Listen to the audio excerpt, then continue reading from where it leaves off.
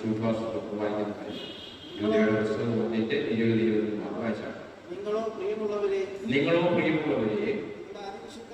നിങ്ങളുടെ അതിവിശുദ്ധ വിശ്വാസത്തെ ആധാരമാക്കി നിങ്ങൾക്ക് തന്നെ ആത്മീയ വർദ്ധന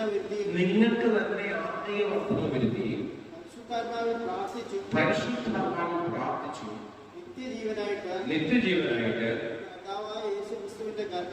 കർത്താവായ യേശുക്രിസ്തുവിന്റെ കരുണയ്ക്കായി കാത്തിരുന്നുകൊണ്ട് ദൈവസ്നേഹത്തിൽ നിങ്ങളെ തന്നെ സൂക്ഷിച്ചുകൊള്ളുകയും അല്ലെങ്കിൽ കർത്താവിന്റെ മഹത്വത്തെ തിരിച്ചറിഞ്ഞ് ദൈവസ്നേഹത്തിൽ നിങ്ങളെ തന്നെ പരിശുദ്ധാത്മാവിൽ പ്രാർത്ഥിച്ച് സൂക്ഷിച്ചുകൊള്ളുകയും രാമൻ പറഞ്ഞാണ്. 1 യോഹന്നാൻ 4-ാം അധ്യായം അതിന്റെ 9-10 വാക്യങ്ങൾ ഒന്ന് വായിക്കാം. 1 യോഹന്നാൻ ലേഖനമാണ്. 1 യോഹന്നാൻ 4-ാം അധ്യായം അതിന്റെ 9-10 വാക്യങ്ങൾ വായിക്കാം. ദൈവം തന്റെ ഏകജാതനായ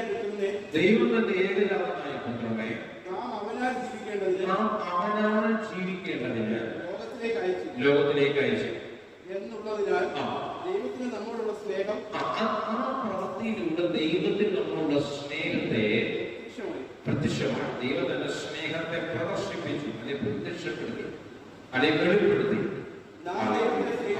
നാം ദൈവത്തെ സ്നേഹിച്ചതല്ല, അവൻ നമ്മെ സ്നേഹിച്ച് തന്റെ പുത്രനെ നമ്മുടെ പാപങ്ങൾക്ക് പ്രായശ്ചിത്തമാക്കുവാൻ അയച്ചത് തന്നെ സാക്ഷാൽ സ്നേഹമാകും.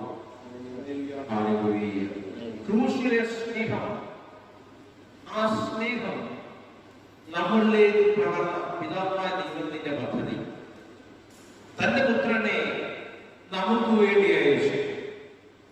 ക്രൂശിൽ ആ സ്നേഹത്തെ അവൻ പ്രദർശിപ്പിച്ചു. ഹല്ലേലൂയ. അപ്പോൾ ഫോക്കസ് ചെയ്യേണ്ട എവിടെയാണ്? ആ ക്രൂശിൽ ചൊരിയപ്പെട്ട സ്നേഹം, അല്ലെങ്കിൽ പിതാവായ ദൈവം പദ്ധതി.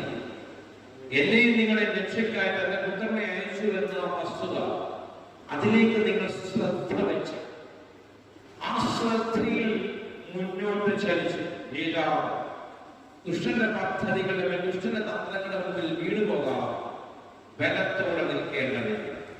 ദൈവം നമ്മളെ സഹായിക്കട്ടെ ഞാൻ പ്രാർത്ഥിക്കുകയാണ്.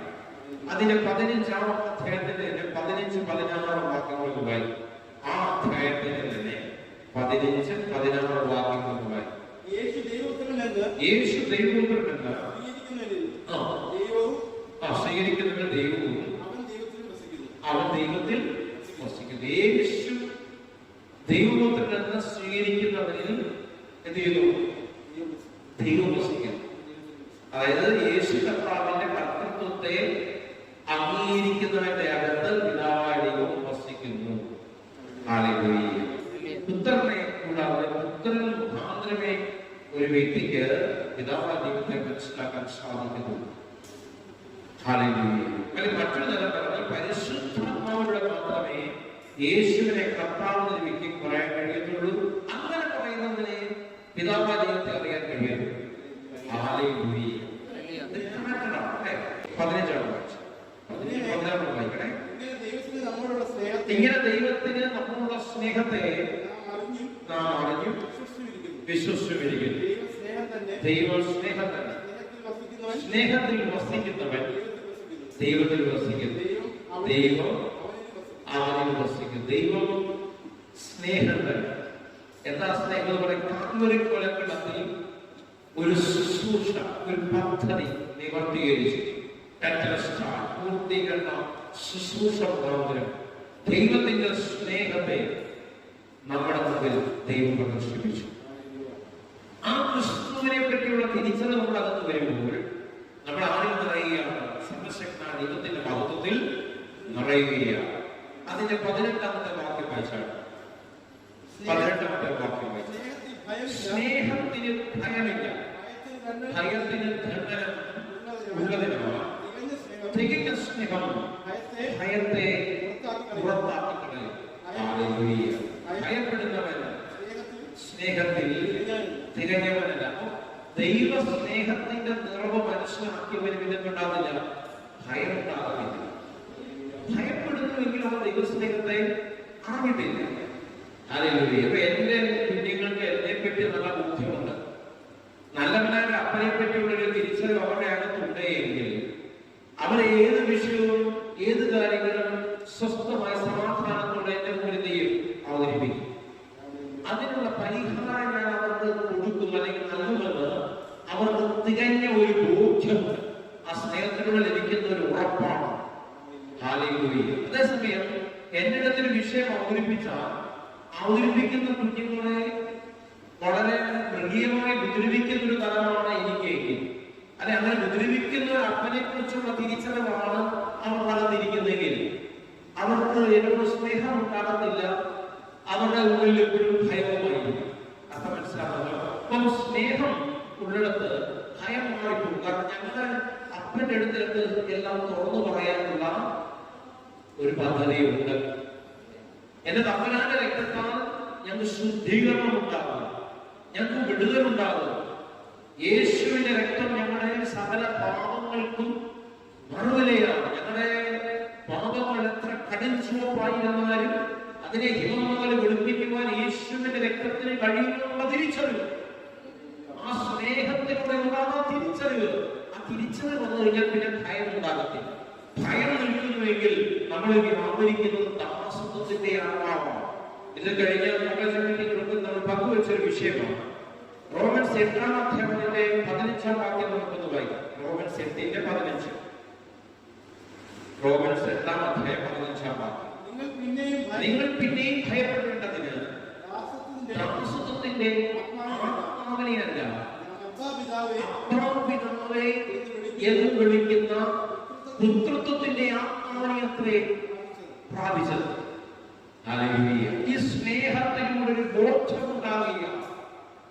ഞാൻ വിളിക്കുന്ന എന്റെ പിതാവ്, എന്റെ ദൈവം, എന്റെ ദൈവത്തെ എനിക്ക് പിതാവെന്ന് വിളിക്കാൻ കഴിയുന്നത് തന്നെ ആ സ്നേഹത്തിന്റെ ഒരു ലക്ഷണമാണ്.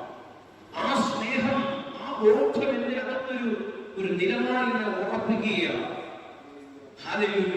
എന്റെ അകത്ത് വ്യാപരിക്കുന്ന ദാസത്വത്തിന്റെ ആത്മാവല്ല, എന്റെ അകത്ത് വ്യാപരിക്കുന്ന പുത്രത്വത്തിന്റെ ആത്മാവാണ്.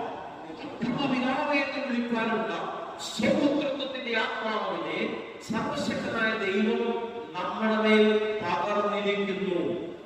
മനസ്സിലാക്കാൻ ശ്രമിച്ചാണ്.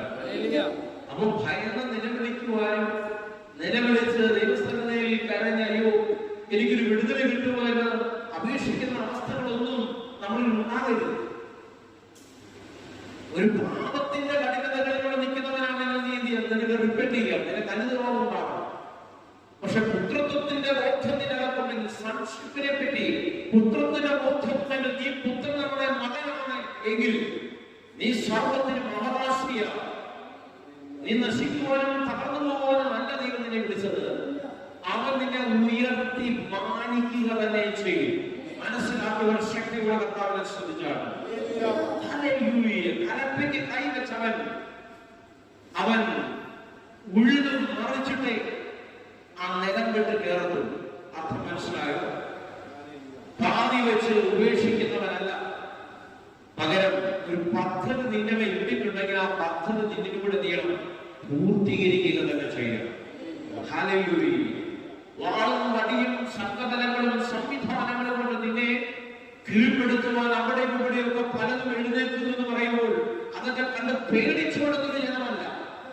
ഹല്ലേലൂയ. സകല സംവിധാനങ്ങൾക്ക്, സകല ഫലങ്ങൾക്ക് നിന്നെ തകർക്കാൻ കഴിയത്തില്ല.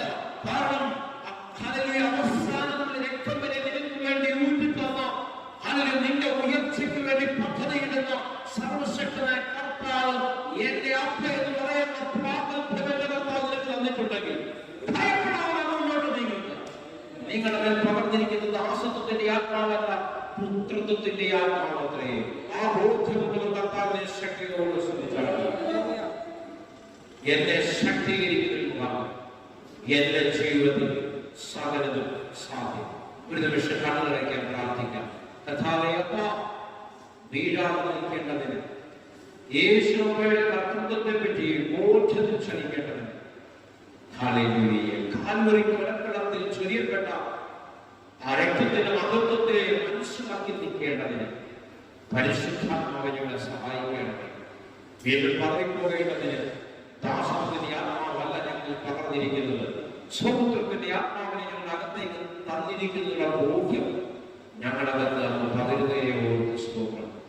ഇത്തരം മുഖാന്തരം കണ്ടുകൊണ്ടിരിക്കുന്നവരുടെ ജീവിതത്തിൽ ശക്തമായ വിടുതലുകൾ ഉണ്ടാകട്ടെ. ഭയത്തിന്റെ ആത്മാവ് മാറട്ടെ.